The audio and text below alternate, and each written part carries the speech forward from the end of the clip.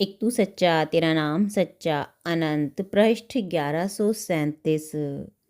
सतपुरुष बाबा फुलसंदे वाले कहते हैं, हे परमेश्वर, तू मेरी आत्मा का श्रृंगार है, तू मेरी आत्मा का उजियार है। हे परमेश्वर, मेरे हृदय का तू सारा सोग उठा ले।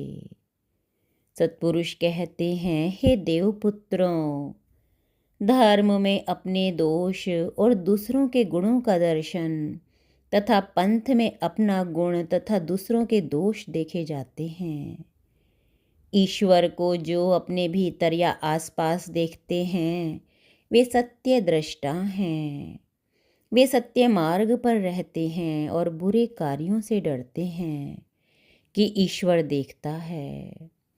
जो ईश्वर को बैकुंठ में या सातवें आसमान पर देखते हैं वे लापरवाह और अच्छे बुरे कर्मों के करने में बेफिक्र रहते हैं। वास्तव में प्रभु तो सब में समाया हुआ है। एक बार दोपहर में बहुत भयंकर गर्मी थी। हुजूर सतपुरुष तो रोज ही निर्जल व्रत से रहते और सूर्यास्त के बाद ही जल पीते, किंतु दोपहर में वे तीव्र ज्वर में तप रहे थे। सेवक बेचैन थे। तभी विश्व लोकों के सूक्ष्म देवताओं का एक दल आया। वे देवता कहने लगे, आप जल ले लें तो 1,00,000 प्यासी आत्माओं को इसी समय जल मिल जावे और वे तृष्णा से रहित होकर परम शांत हो जावें। सत्पुरुष बोले, हम बीच में जल नहीं पी सकते, हमारा व्रत खंडित हो जाएगा।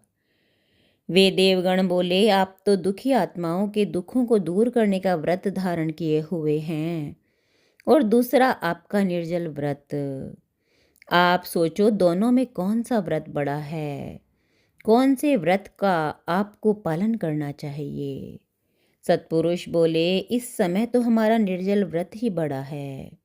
उन आत्माओं को कहो शाम तक प्रतीक्षा करें, सूर्यास्त में उन सब को तृप्त किया जाएगा। ऐसा संदेश पाकर वे सूक्ष्म देवता आकाश में अलोप हो गए। उन्हें केवल सत्पुरुष ही जानते हैं। गुरु कहे कैसे कबूतर, चेला कहे पतोरी। गुरु कहे मैं से मोर, चेला कहे उल्लू। यानी शिष्य शेर को गधा और हाथी को गीदड़ी ही बतावे तो वह कैसे ज्ञान को पा सकता है, और जब ज्ञान नहीं तो शांति कैसे पा सकता है। पहले तो गुरु की आत्मा से अपनी आत्मा की आस्था और श्रद्धा को एकाकार करना पड़ता है। अमृत और मोक्ष पद तो बहुत दूर की बातें हैं। बोधिसत्व एक जन्म में ब्राह्मण थे। उनका एक मूर्ख शिष्य था। सोचा इसे कैसे ज्ञान हो। बोले, आज तूने क्या देखा। शिष्य ने कहा, एक सांप देखा, हल्के फाल जैसा था। दूसरे दिन बोला, आज मैंने रोटी खाई। गुरु बोले, कैसा स्वाद था।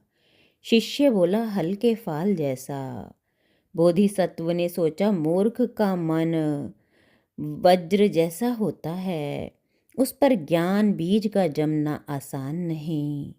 ज्ञानी शिष्य को ही विशेष ज्ञान देना ठीक है, मूर्ख को नहीं। एक तू सच्चा तेरा नाम सच्चा।